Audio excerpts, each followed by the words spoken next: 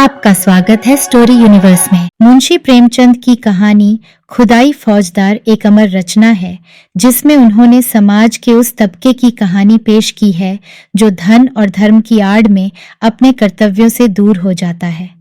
कहानी का पात्र सेठ नानक चंद जो धर्म और पुण्य के दिखावे में अपने धन और प्रतिष्ठा को बचाने के लिए हर संभव प्रयास करता है, और उसकी पत्नी केसर जो अपने जीवन को सुरक्षित रखना चाहती है, के माध्यम से प्रेमचंद ने समाज के कई पहलुओं को उजागर किया है।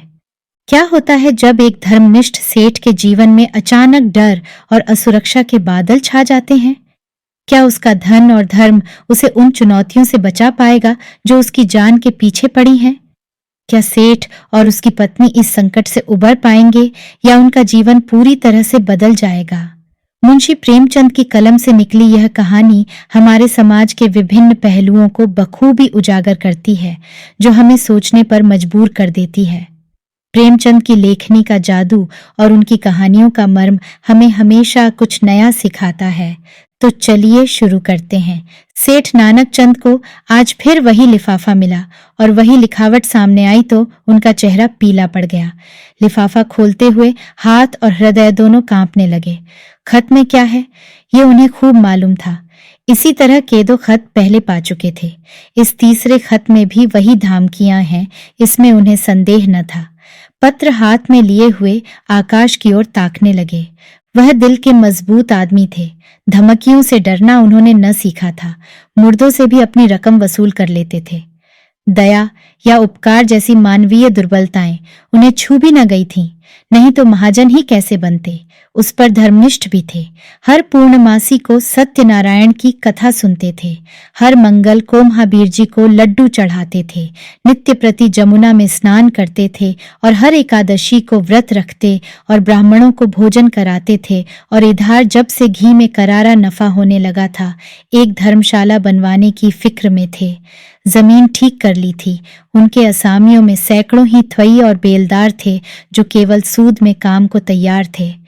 इंतजार यही था कि कोई ईंट और चूने वाला फंस जाए और 10-20 हजार का दस्तावेज लिखा ले तो सूद में ईंट और चूना भी मिल जाए। इस धर्मनिष्ठा ने उनकी आत्मा को और भी शक्ति प्रदान कर दी थी। देवताओं के आशीर्वाद और प्रताप से उन्हें कभी किसी सौदे में घाटा नहीं हुआ और भीषण परिस्थितियों में भी वह स्थिरचित्त रहने के आदी थे। किंतु जब से यह धमकियों से भरे हुए पत्र मिलने लगे थे, उन्हें बरबस तरह तरह की शंकाएं व्यथित करने लगी थीं। कहीं सचमुच डाकुओं ने छापा मारा तो कौन उनकी सहायता करेगा?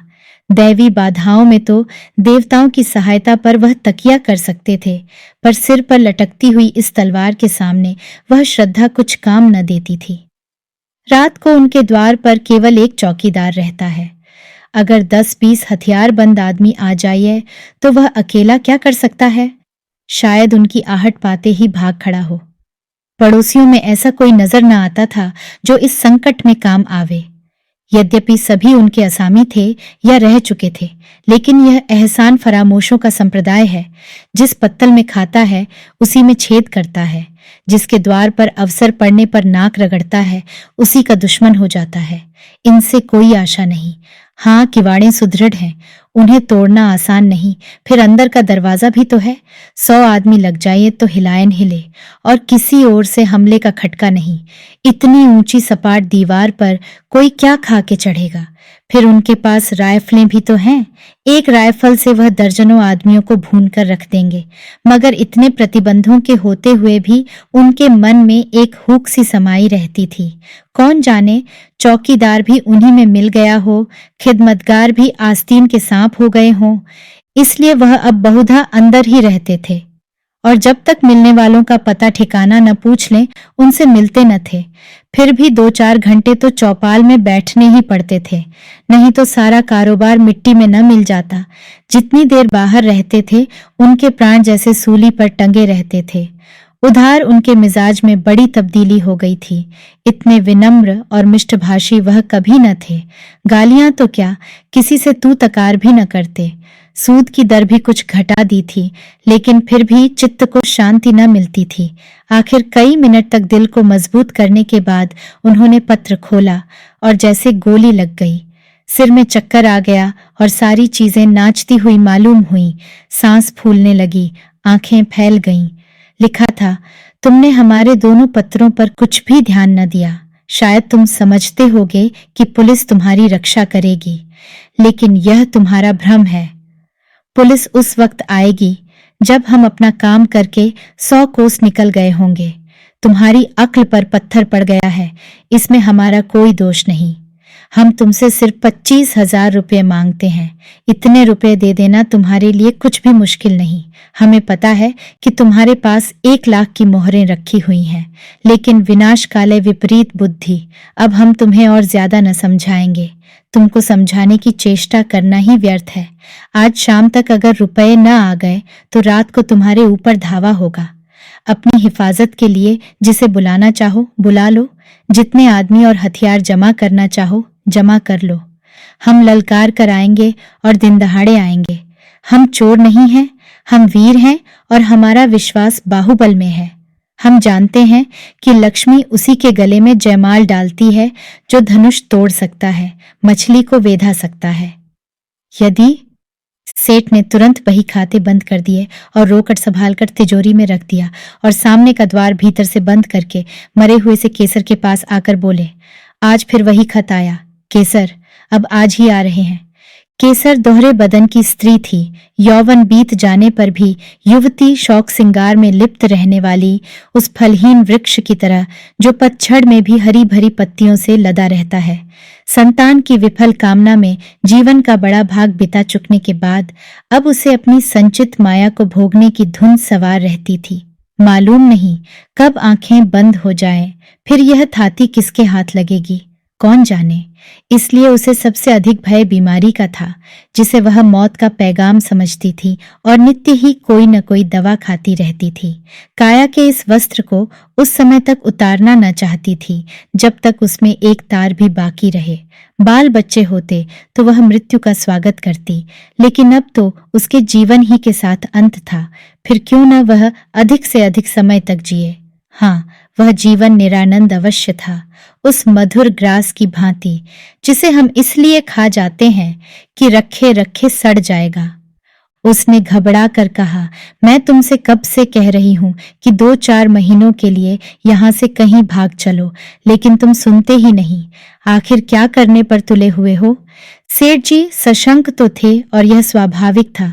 ऐसी दशा में कौन शांत रह सकता था, लेकिन वह कायर नहीं थे। उन्हें अब भी विश्वास था कि अगर कोई संकट आ पड़े तो वह पीछे कदम न हटाएंगे। जो कुछ कमजोरी आ गई थी वह संकट को सिर पर मंडराते देखकर भाग गई थी। हिरण भी तो भागने की राह न पाकर शिकारी पर चोट कर बैठता है। कभी कभी नहीं, अक्सर संकट पड़ने पर ही आदमी के जौहर खुलते हैं। इतनी देर में सेठ जी ने एक तरह से भावी विपत्ति का सामना करने का पक्का इरादा कर लिया था। डर क्यों, जो कुछ होना है वह होकर रहेगा। अपनी रक्षा करना हमारा कर्तव्य है, मरना जीना विधि के हाथ में है। सेठानी जी को दिलासा देते हुए बोले, तुम नाहक इतना डरती हो केसर, आखिर वे सब भी तो आदमी हैं। अपनी जान का मोह उन्हें भी है, नहीं तो यह कुकर्म ही क्यों करते।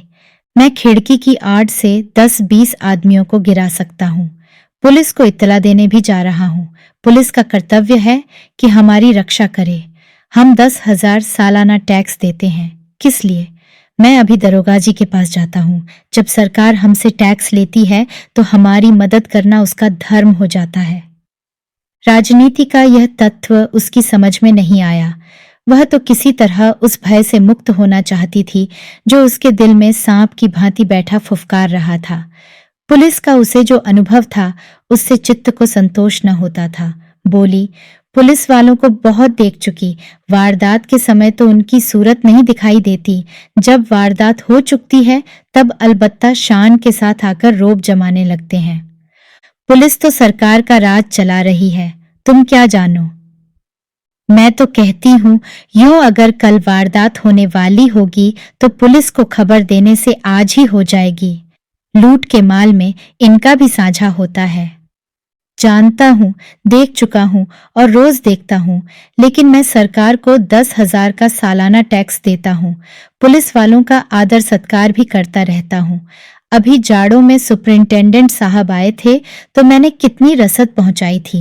एक पूरा कनस्तर घी और एक शक्कर की पूरी बोरी भेज दी थी। यह सब खिलाना पिलाना किस दिन काम आएगा। हाँ, आदमी को 16 आने दूसरों के भरोसे न बैठना चाहिए।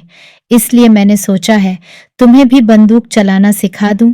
हम दोनों बंदूकें छोड़ना शुरू करेंगे तो डाकुओं की क्या मजाल है कि अंदर कदम रख सकें। प्रस्ताव हास्यजनक था।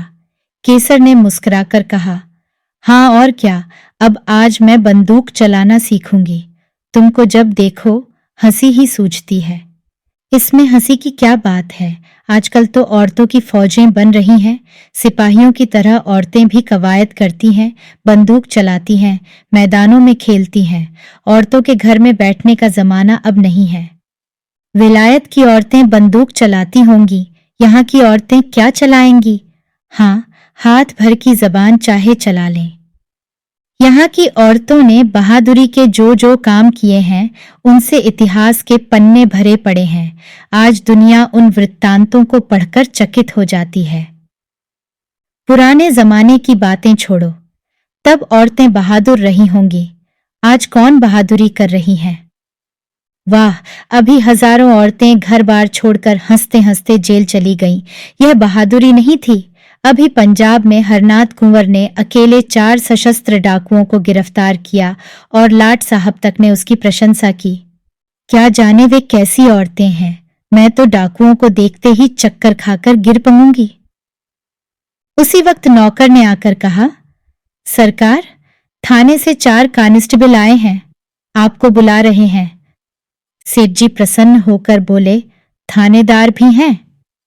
नहीं सरकार, अकेले कांस्टेबल हैं। थानेदार क्यों नहीं आया। यह कहते हुए सेठ जी ने पान खाया और बाहर निकले। सेठ जी को देखते ही चारों कांस्टेबलों ने झुककर सलाम किया, बिल्कुल अंग्रेजी कायदे से, मानो अपने किसी अफसर को सैल्यूट कर रहे हों। सेठ जी ने उन्हें बेंचों पर बैठाया और बोले, दरोगा जी का मिजाज तो अच्छा है। मैं तो उनके पास आने वाला था। चारों में जो सबसे प्रौढ़ था, जिसकी आस्तीन पर कई बिल्ले लगे हुए थे, बोला, आप क्यों तकलीफ करते हैं। वह तो खुद ही आ रहे थे, पर एक बड़ी जरूरी तहकीकात आ गई, इससे रुक गए। कल आपसे मिलेंगे। जब से यहाँ डाकुओं की खबरें आई हैं, बेचारे बहुत घबराए हुए हैं। आपकी तरफ हमेशा उनका ध्यान रहता है। कई बार कह चुके हैं कि मुझे सबसे ज्यादा फिक्र सेठ जी की है। गुमनाम खत तो आपके पास भी आए होंगे। सेठ जी ने लापरवाही दिखाकर कहा, अजी, ऐसी चिट्ठियां आती ही रहती हैं, इनकी कौन परवाह करता है।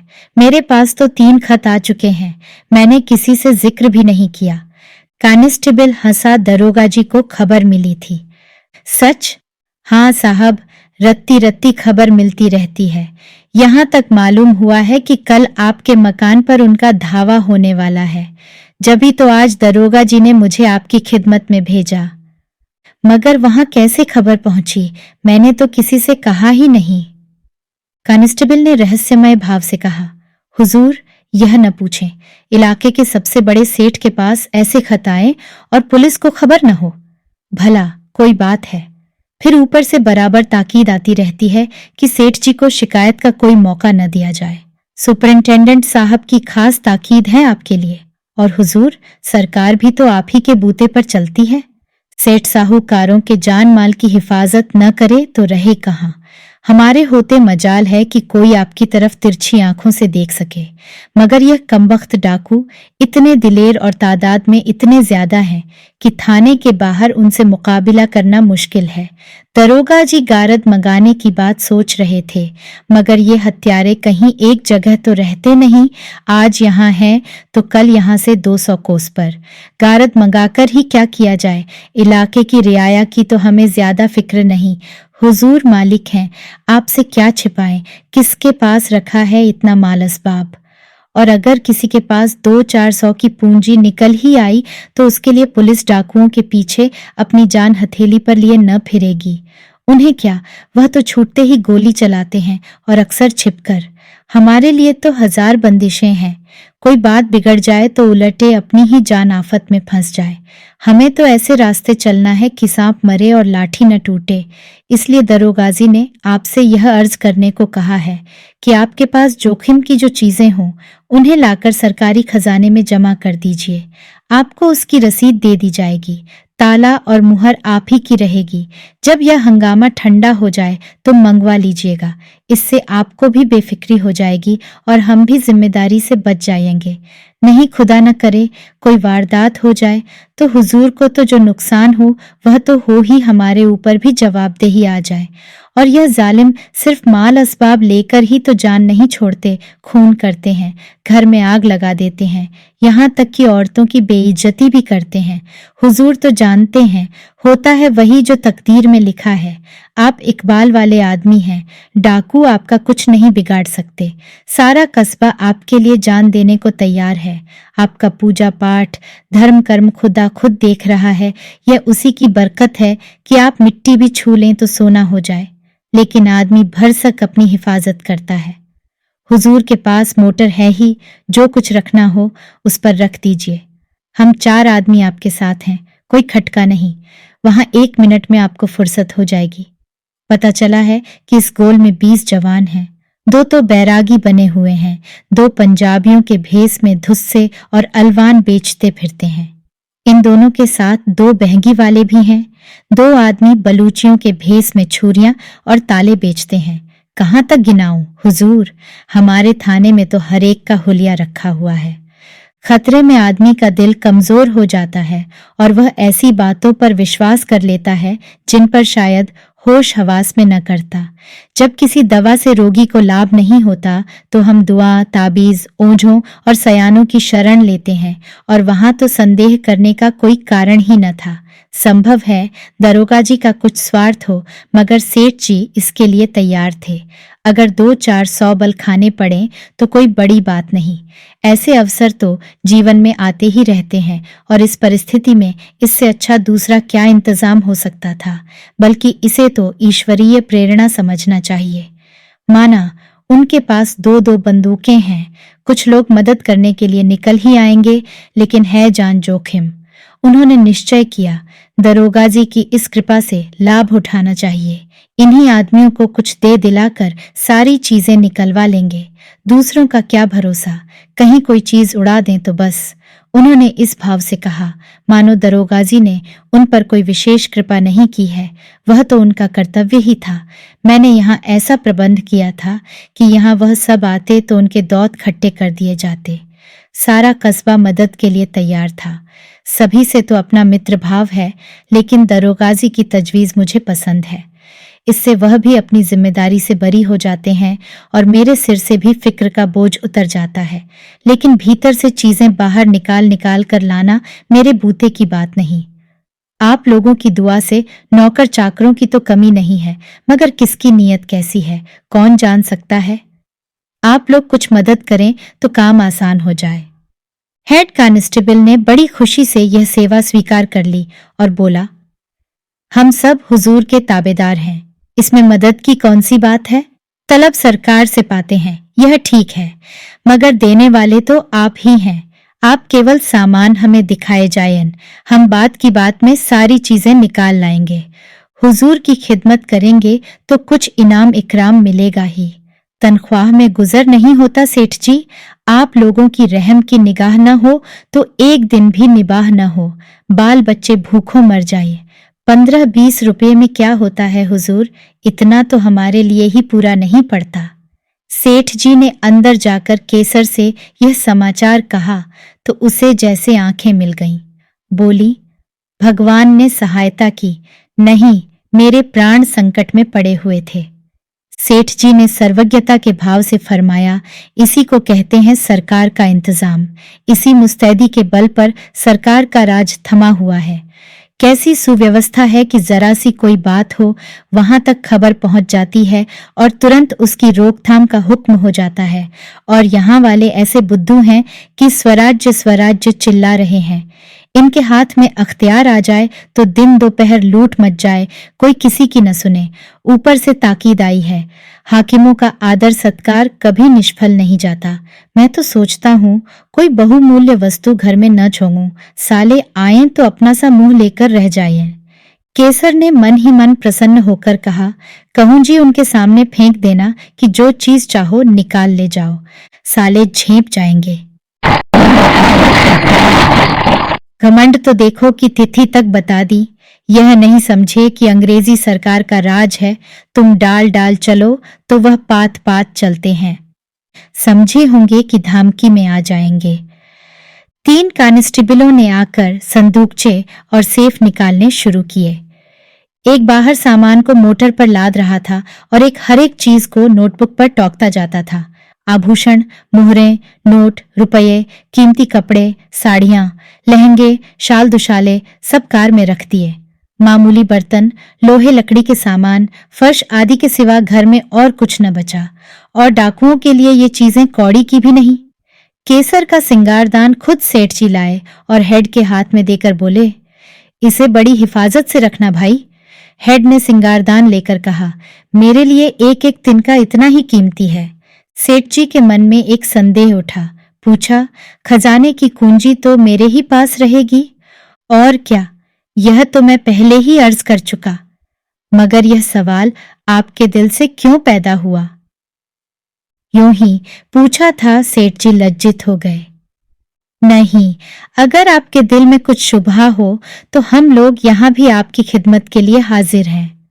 हाँ, हम जिम्मेदार ना होंगे। अजी नहीं हेड साहब, मैंने यूं ही पूछ लिया था। यह फहरिस्त तो मुझे दे दोगे ना?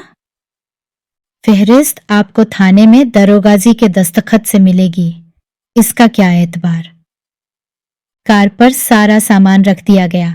कस्बे के सैकड़ों आदमी तमाशा देख रहे थे।